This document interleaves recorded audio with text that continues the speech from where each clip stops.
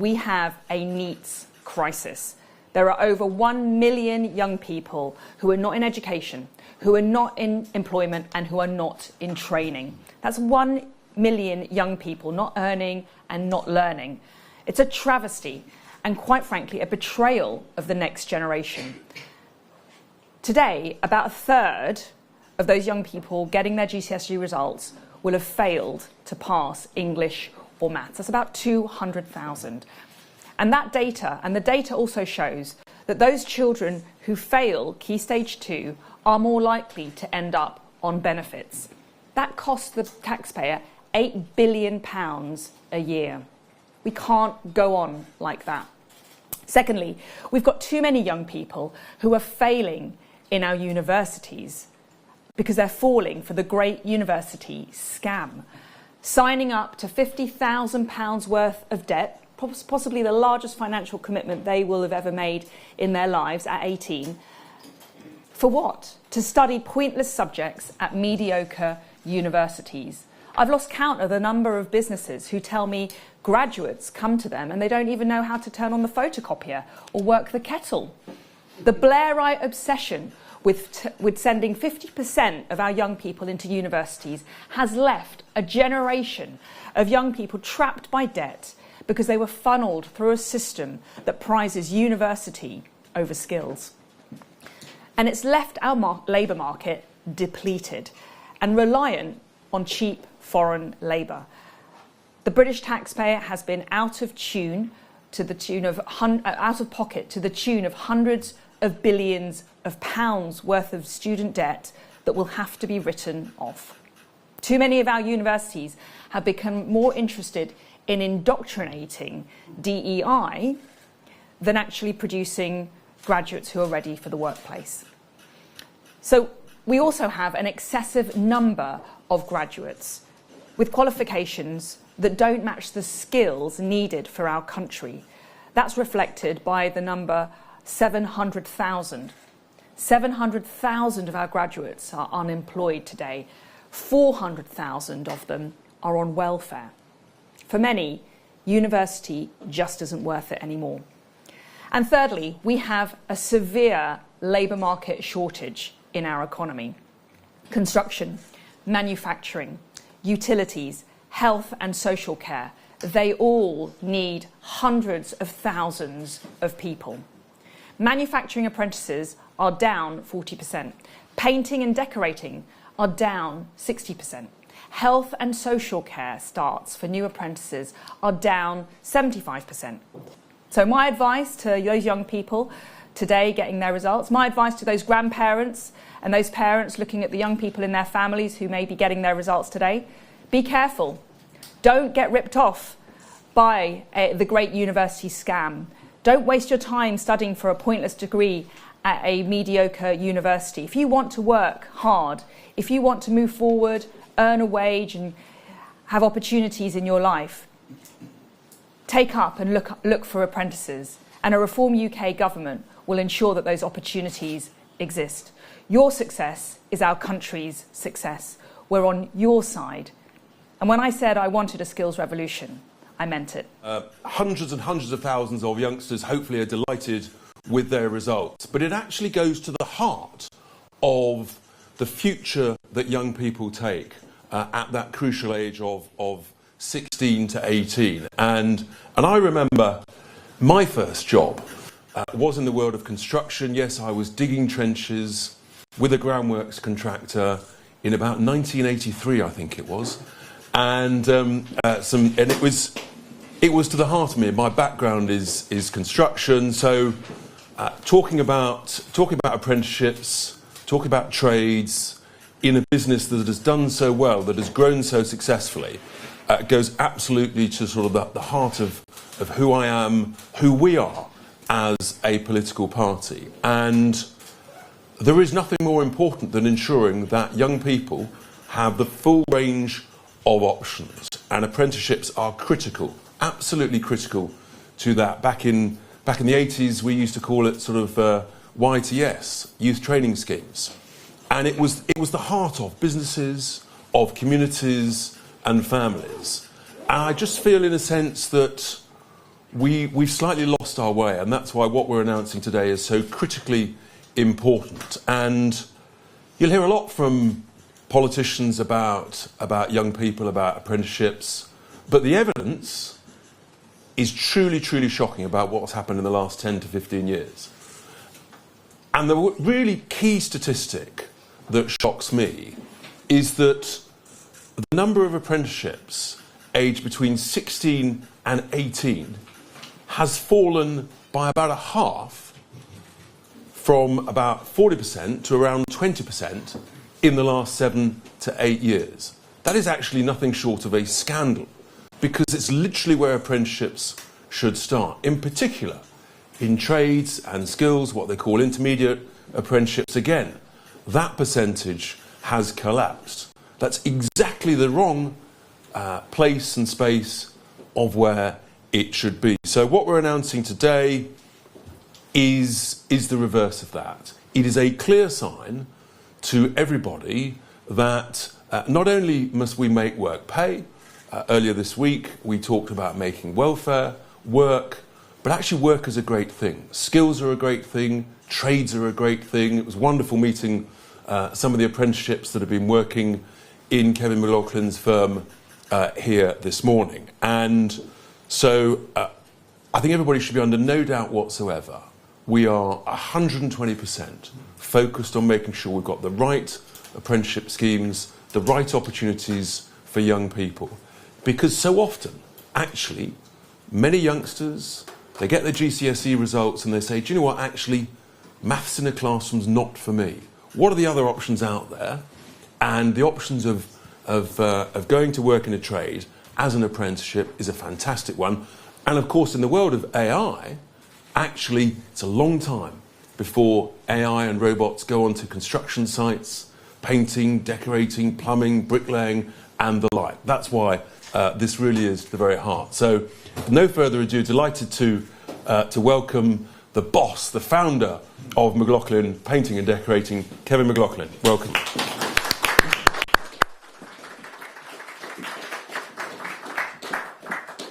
Thank you.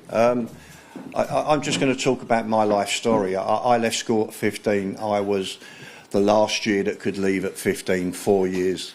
How it was, I didn't want to stay at school. I didn't like school. I know now I could have done well at school, but it wasn't for me. I've only had 2 jobs in my life. I then went into an apprenticeship. It took me 4 years, 2 years craft, 2 years advanced craft. I then worked for a while, and in 1987 I started my business. We've gone from nothing to a company that works around the country, delivering hotels, stadiums, even interior design work, a complete mix of everything. And no matter where you go in life now, you look at anything, it's painted. So there's always going to be work. I started my own business in 1987. The workforce 2, then 4, then 6. And after about 3 or 4 years, I realised there's an age gap developing here. The youngest person is 27, 28. So I started my apprenticeship scheme based upon apprentices, my apprenticeship. Since then, we've had apprentices every year, on average 3 to 5 a year. Totally successful, up until, funny enough, to 7 years ago that you talk about. And then it all started to go wrong. The apprentices wasn't achieving. They were leaving school without the correct qualifications, and the qualification you need is to be able to literacy and numeracy. And that is a real effect on business, because the government then put a need onto companies to teach their kids maths and English. Now, I pay tax, incredible tax for me, and I pay for education, and I can't see how children can go to school and after 8, 9 years come out and they can barely read and write. And that has an effect on business. And I think you're seeing the results now of everything that goes on. Now, we as a business, we need people. We only make money for people. Every penny that this business earns is at the end of a paintbrush. And that paintbrush is being held by a person. So it's imperative to have people. So apprenticeship is the only route. It's the only route for us to train people. We train them to the systems of our business, and they make us money, and they make money. I'm very proud that our very first apprentice is now a senior contracts manager in Australia. He got on in life, and a lot of our apprentices do. And an apprenticeship route, for me personally, my family, has been incredible. It's made me something that, coming from a council estate in Islington, that I thought I could never do. And that was just by giving a chance. And this country and this industry, especially at the higher tier 1 level, and we work on some very big jobs and some very small jobs, they do not encourage companies to take apprentices. They talk it, they talk the talk, they do not deliver. They do not insist. So why would you employ a company that doesn't invest in their business? And that is one of the reasons why you've got such a big drop-off. And we have a 2-tier system. So have an apprentice, you have to employ them. You have to give them the holidays, sick pay, and why not? Because that's what work's about. These companies in our industry, there's too many umbrella companies, there's too many people who do not want to employ, do not want the responsibility to employ, and that must change, because that way, if you go back to when I started work, every business had apprentices, because it was natural. Everybody trained. Could you imagine a football club without apprentices? Could you imagine a hospital without apprentices? So it's imperative, and this, to me, is really good, that it gets it, and what a shortage of people creates an unbalance in wages. And once you're paying too much for something, that because there's not enough people to do it, and with a ready workforce, with so many people unemployed or sitting at home neat, that it needs to be encouraged. And what I've read here, if it works, will be phenomenal, and it'll balance the field. We need an equal playing field for all businesses, not the big boys dominating, because it is mainly SMEs who deliver the training and expertise for the apprentices. Thank you.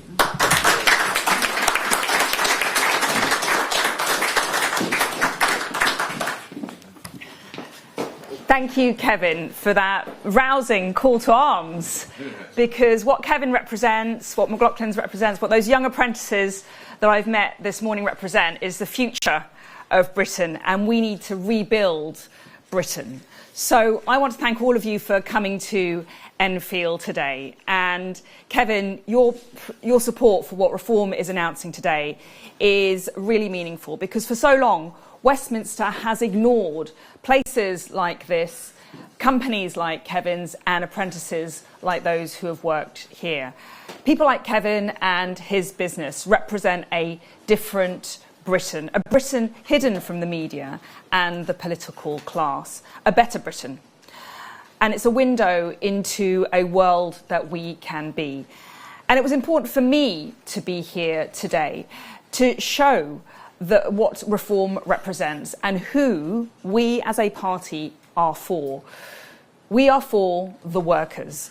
We are for those people who wake up early every morning and graft their socks off all day and get home late at night.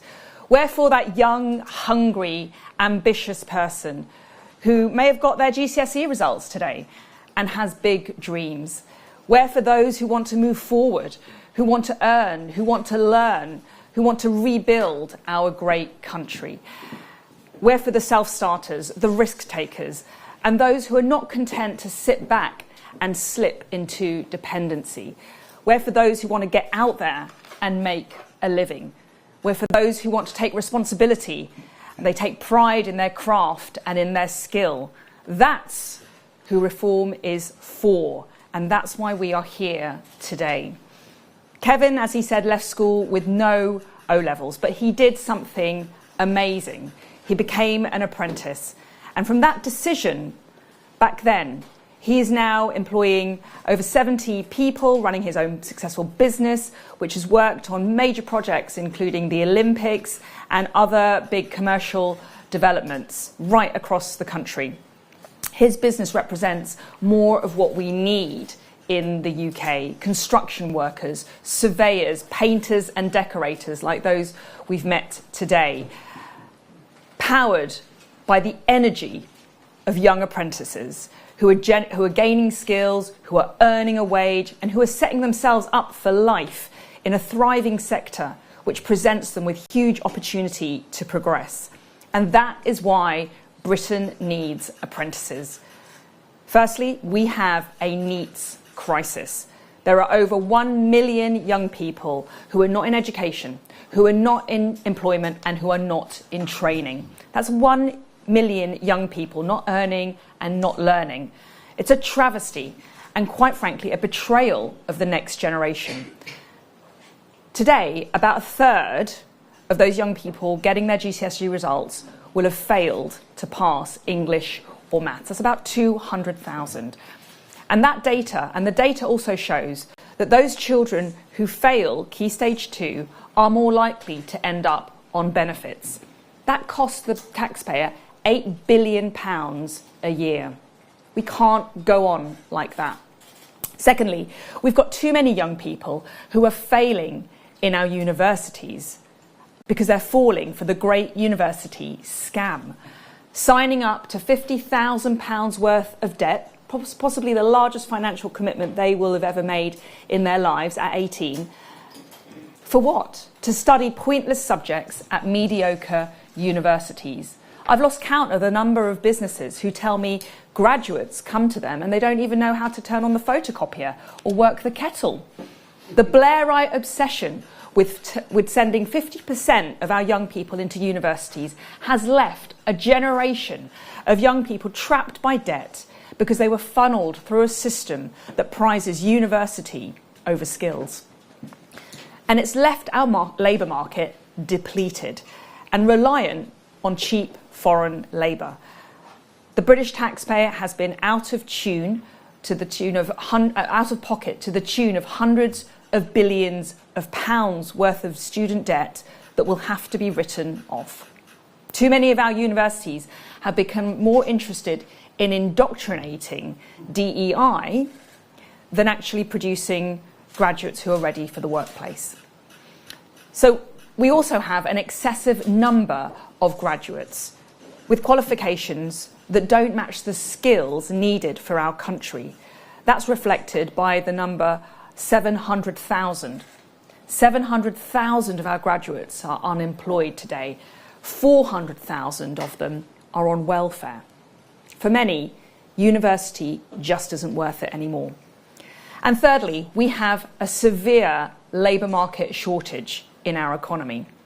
Construction, manufacturing, utilities, health and social care, they all need hundreds of thousands of people. Manufacturing apprentices are down 40%. Painting and decorating are down 60%. Health and social care starts for new apprentices are down 75%. The National House Building Confederation says that construction will need 900,000 workers to build and deliver the major house building programmes that are in the pipeline. Successive governments have instead relied on cheap foreign labour to plug these gaps, contributing to our immigration crisis. Now, as you know, as Home Secretary, I tried valiantly to restrict and lower the number of work visas, but I wasn't successful in persuading my Conservative colleagues to do that when it was the right time. That's why today we are rebalancing the scales and we are firing the starting gun on unleashing a technical and vocational renaissance of homegrown skills. Reform will not do this because it fills us with some jingoistic pride, but because we will do what it takes to save Britain from the perpetual doom loop of decline, debt and despair that we are currently in. Britain used to be a nation that built things, that made things. We used to be a nation of inventors, whether it's ships, shoes, trains, textiles, cars. We have a proud technical and vocational heritage. The Industrial Revolution itself was powered by apprenticeships. Josiah Wedgwood, who led the potteries, Matthew Murray, who designed Salamanca, the first steam locomotive, George Stephenson, the father of our railways, Richard Tice, the godfather of our building renaissance, were all apprentices. Even Brunel, after he went to university, was mostly trained as an apprentice to his father. So we've got that tradition, we've got that DNA, but we haven't tapped into it. Masters and apprentices working together with young workers, learning a job and developing their skills at the same time. Ordinary people, teaching ordinary people a trade to make them spectacular, hand to hand, generation to generation, and Britain was better for it. Our apprentices helped build the modern world. They turned us from a nation of farmland into the workshop of the world. Horrifyingly, however, over successive decades and by consecutive governments, that proud heritage has been obliterated. Almost 40% of young people head to university and just 1% into technical education. So the Britain that Reform UK wants to build, that alternative Britain, is now no more than a foggy memory, and some of us are unsure whether it really existed. Because today, the British families who made our country great are the most disadvantaged in society. White British children are now the most likely group to not even enter GCSE exams. White working class boys are the group with the worst educational outcomes. This two-tier system of unfairness running throughout our educational system is deeply unfair and a grotesque waste of human talent. So that is why we are announcing today the apprenticeships wage credit. And this is going to build our skills revolution. We've morphed from a rich nation that made and did things into a poor nation that with faceless corporates and shiny glass offices. We need a revolution. So our apprenticeships wage credit will offer a wage credit of worth 30% to every small or medium-sized business that hires a new young apprentice. This will save the average business over £8,000 on the cost of employing a young apprentice.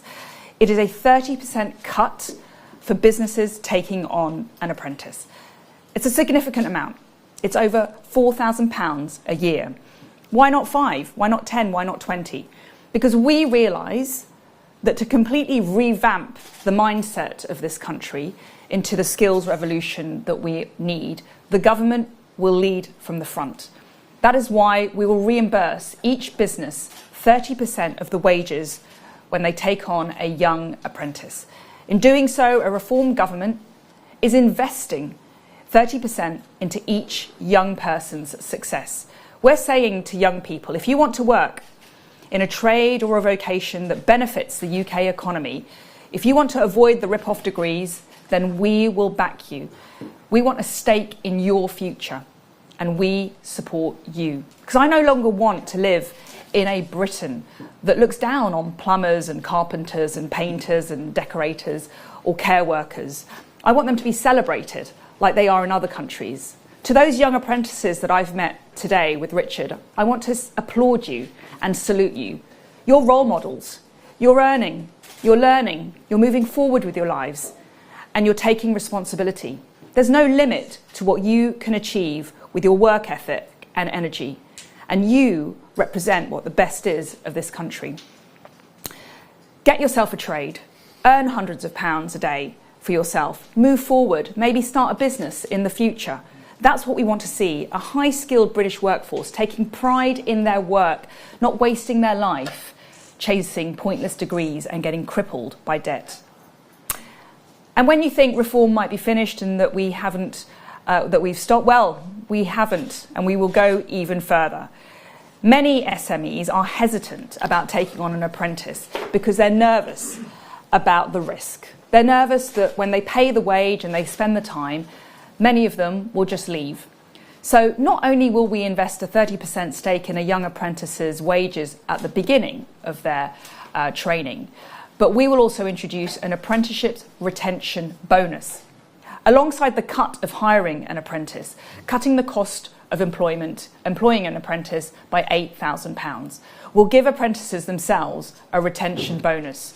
£2,000 to apprentices who show loyalty and stay with the business that trained them for at least 2 years after they complete their apprenticeship. Young people starting their careers will be incentivised to stay with a direct cash bonus, tax-free, paid straight into their bank account. The bonus demonstrates that we are serious about backing good, responsible SMEs, small and medium-sized enterprises, employers who want to invest in young British talent. It shows that if we are to generate the skills revolution that we need, Reform UK will back young people right at the start of their careers. Combined, this is over £10,000 that a Reform UK government is willing to put into each apprentice at the start of their working lives. So my advice to those young people today getting their results, my advice to those grandparents And those parents looking at the young people in their families who may be getting their results today, be careful. Don't get ripped off by the great university scam.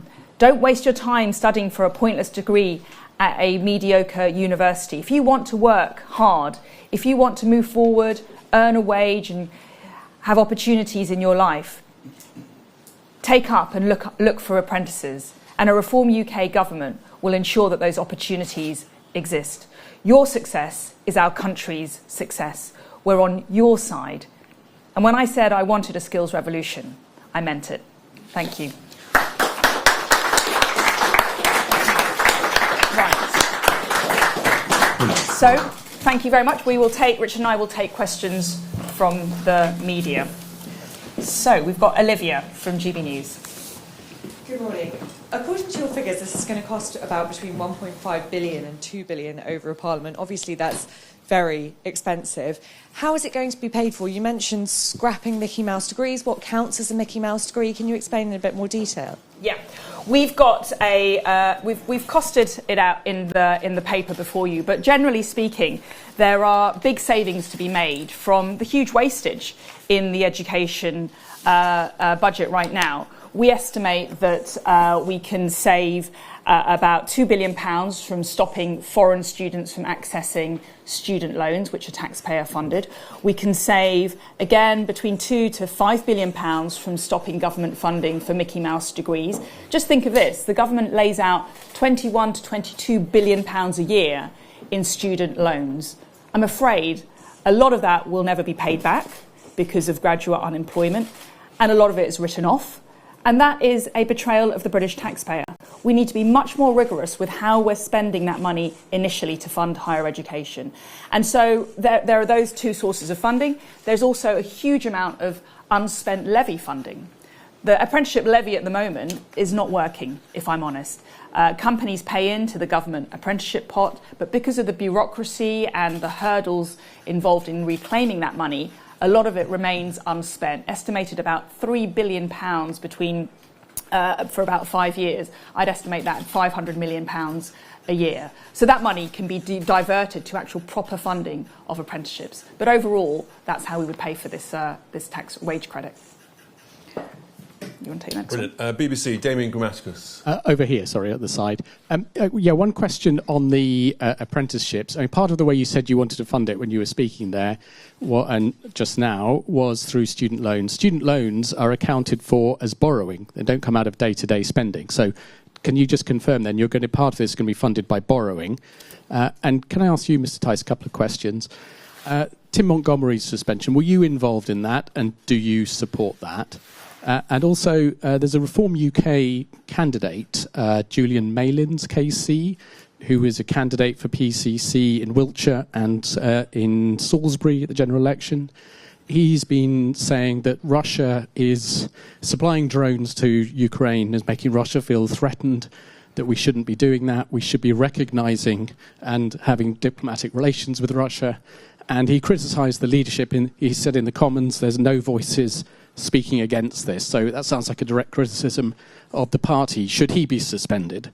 Thank you, Damien. So I think on the first point that you raised was with regard to the funding of this, cash is cash.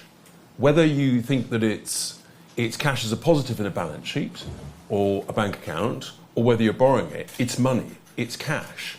And as Suella quite rightly said, the amount of money going into student loans, it's all government money, okay? And this government is borrowing vast sums, and the point made was that the value being extracted or being generated by so many student loans is not what it should be. And there is an additional saving, which is that those who go to do apprenticeships at 16 to 18, of course, working in businesses, small businesses like Kevin's, are, of course, those youngsters. Therefore, there is a saving in terms of the money that they're not taking from sixth form colleges, for example. So there is an additional saving there, and in a sense, this is we hope that this becomes ever more successful. We hope that our numbers, our growth numbers in here, turn out to be an underestimate. And if so, as Suella said, you're talking about a skills revolution from the age of 16. And just talking earlier, in Germany, for example, this has been a bedrock of small family businesses, the manufacturing sector, and that's why they've been so successful. Look, with regard to other matters, Tim and the things, we're a fast-growing political party. There'll be a range of views, and sometimes we'll agree, and sometimes we'll have a debate and discussion. That's what you do in business, that's what you do in a boardroom, that's what you do when you're brainstorming. But what we've always said is that actually, when you're having your discussions about those things, in the nicest possible way, as you would in a boardroom or in a brainstorming session in a company, you keep it behind closed doors. And then you go out and sell a great message. That's what we're doing. With regard to the other matters, frankly, it's much more important to talk about young people, apprenticeships, the future of this great nation, than anybody else. So you're not saying that Julian Mayland... I'm in the nicest possible way. I'm focusing on youngsters, I'm focusing on apprenticeships. That's the critical thing for what we're here today. And also, small, growing businesses. That's what we should be focusing on, Damien. But you're not going to criticise him for saying... Damien, in the nicest possible way, we're focusing on apprenticeships, we're focusing on small businesses, we're focusing on young people. That's the important thing. Everything else is for a different moment. And sorry, on the Okay. one, it sounds like you are saying it would be borrowing. Look, Damien, the government's borrowing £3 trillion. Got to get it down. It's all debt, but it's all money, right? And we're borrowing it from bond investors who are pretty grumpy at the moment, who are applying a moron premium to UK government debt, right? The 30-year cost of government borrowing is just about to hit 6%. Right? We're the worst in the developed world. And what's interesting is that you folk in the media who talked about Liz Truss trashing the economy, you haven't talked about Keir Starmer and Andy Burnham losing the confidence of the markets and crashing the economy because the 30-year government debt yield is way higher than it was back then. All right? If you want another economics lesson, I'll talk to you later. Thank you. Bethany Dawson. Hello. As per your plans, you will scrap loans for foreign students. Does that include EU students? And are you willing to go into a very expensive fight with the EU over this? If so, as well as your plans to change the benefit system? Yesterday, Work and Pension Secretary Pat McFadden told me that your battle with the EU isn't thought through. Do you know how much this fight would cost? So, simple answer is yes. British students need to be put first. And so we'll be again announcing further policies in soon about student financing. But we need to fix the system at the moment. As I said, where the British taxpayer, it's not the government, the British taxpayer is laying out £22 billion in student loans, whether it's borrowed or otherwise, it's cash, and it's money which is not being well spent. And so we need to ensure that the best students go to the right universities and do valuable courses. And if they are, then the government backs them. But there's many students who are not, frankly, doing that. And whether it's non-British students or whether it's students going on Mickey Mouse courses, that comes to an end under a reform government. There is actually a real opportunity as we move forward with apprenticeships, with trades for universities to get stuck in to help here. Because as the world of learning and with AI and everything's changing, then universities need to adapt and change and adjust with it. And it's all up for grabs. And look, we're in a low-growth, no-growth economy. Most of the major EU countries are in a low-growth, no-growth, recessionary-style environment. We've all got challenges. Keep talking. But, there's no such thing as a sort of static trade deal. And we've got to have the courage to recognise that and work out what's best for the UK.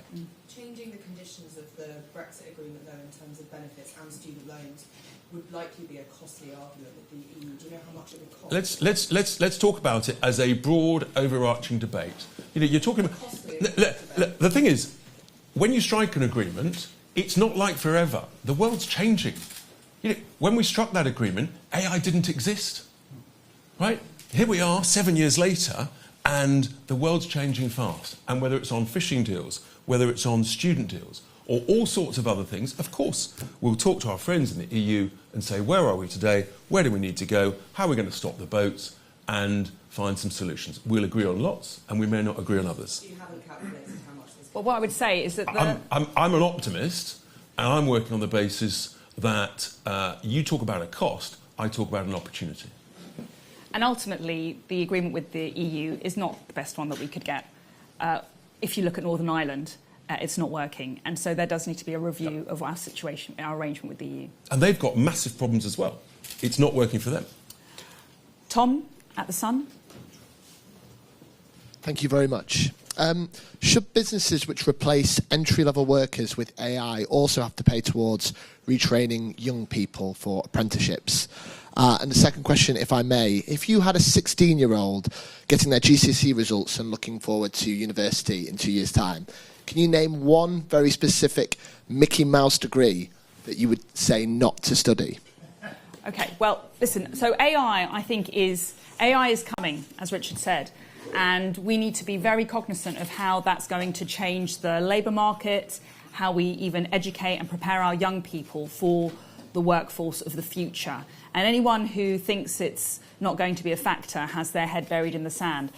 This is why I believe so passionately in a skills revolution. We need young people who are going to be builders, scaffolders, painters and decorators, quantity surveyors, people whose jobs will not be hit by AI. And frankly, Kevin and the young people you've met here, you are AI proof, because AI is not going to be able to paint a room.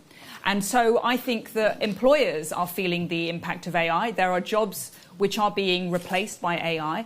And so we're all feeling it, and it's coming faster and faster. And that's why my advice to young people is be very aware of the changing labour market and prepare yourself accordingly. In terms of Mickey Mouse courses, listen, this has been well chronicled for many years, whether it's gender studies, whether it's golf course studies, I think I've seen.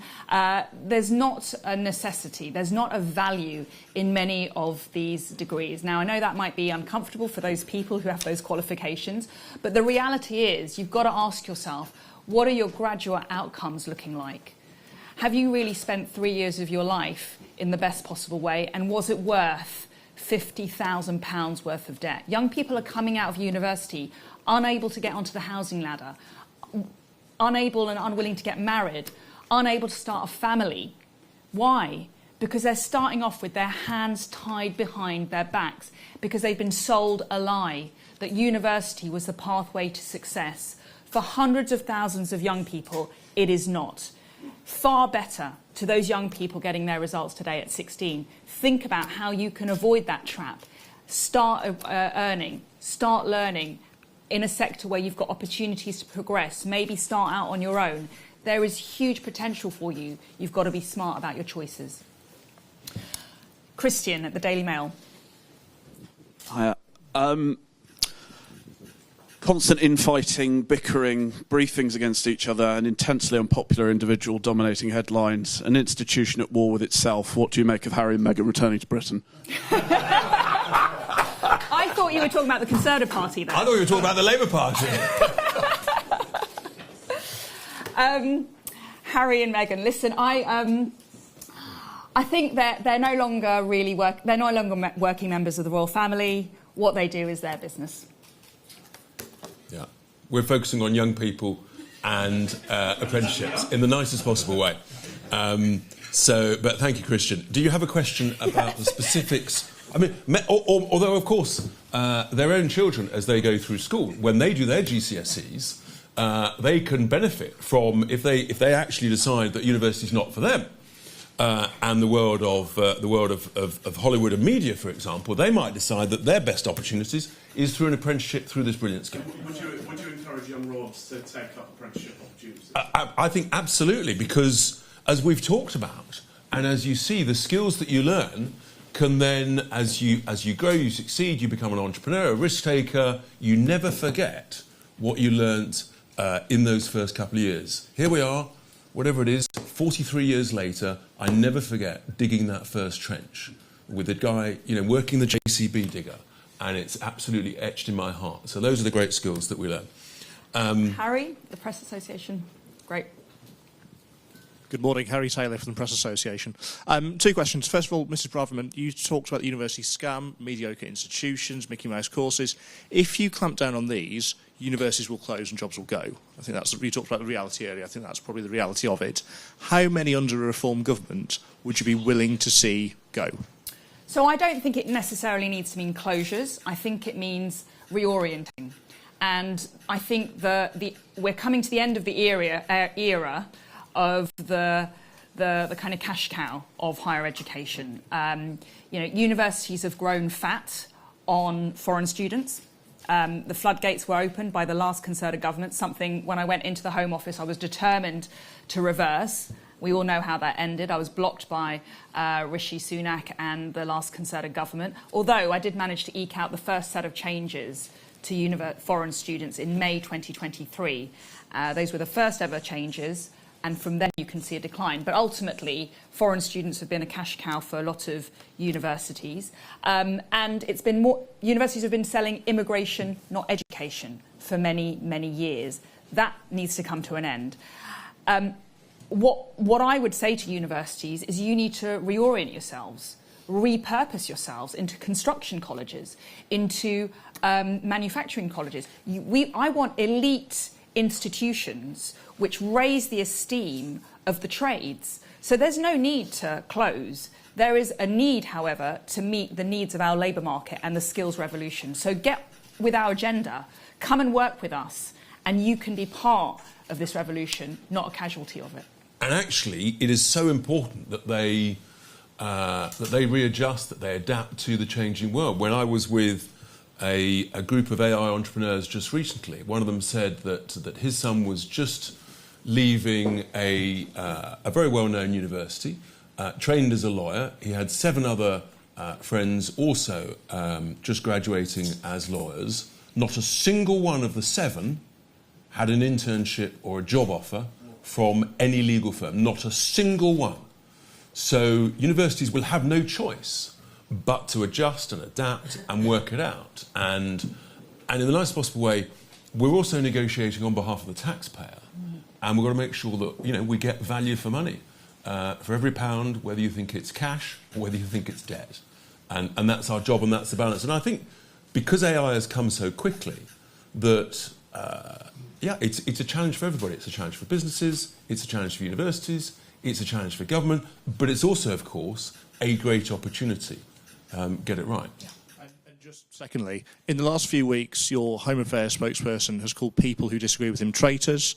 Reform has suspended Tim Montgomery, as has been mentioned, and Nigel Farage didn't turn up to the counting Clacton, partially, we suspect, because he didn't want to be photographed alongside Count Binface and 35 other candidates of spurious sort of background. But is there a chance now that Reform is coming across as rather thin-skinned with all of this in the last few weeks? Oh, far from it. I think, we get more scrutiny than everybody else. But isn't it interesting? Nigel's success in Clacton, getting 1,000 more votes than he secured, despite a much, much lower turnout. That was an incredible result through hard work, through a brilliant campaign. And what I haven't spotted you report is that we're going back up in the polls. And we're back ahead of Labour. We're not afraid of competition. In a sense, democracy demands competition. And voters have got more choice. That's a good thing. None of us have ever claimed we're perfect. In all life, even in the media. Do you know what? We do lots of things well in businesses.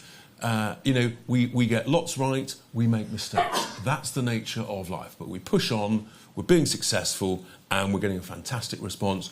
And what I'm so excited about is it's in the SME sector. Whether it's the 1 or 2 man band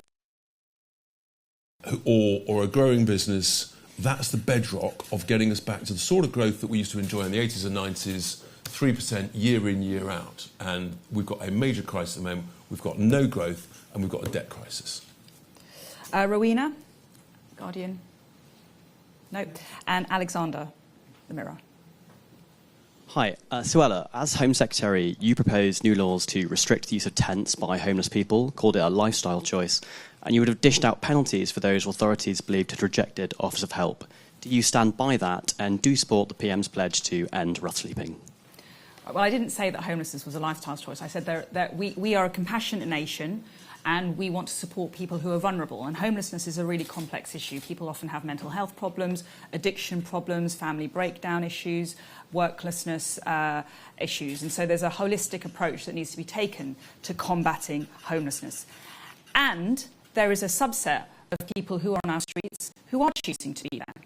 And we've just seen a report yesterday that there's a very high number of, I think a record number of foreign nationals who are living as homeless, are homeless on our streets. They're coming here, some of them illegally, who don't have the right to be here, and they are choosing to live on the streets. And that often is linked to criminality. And so I think we need to be honest about the nature and the scale of the problem. It is nuanced. There are genuinely homeless people who are there through no fault of their own, and they need compassion and support. We need more house building. We need more affordable housing for them. And there are people who are frankly breaking the law and causing a blight on our communities, involving, criminal activity, aggressive begging, harassment on the streets, ruining parts of our community. And there needs to be a tough approach taken towards those. And with regard to the Prime Minister, look, we'd all like to end homelessness, of course. So the Prime Minister's ambition is a good one. And I hope that he learns the lessons of his failures over the last 4 years in Manchester, where homelessness numbers have actually risen, not reduced. But that's fine. He can learn from those and do better, Prime Minister. Thank you very much, everybody. Thank you.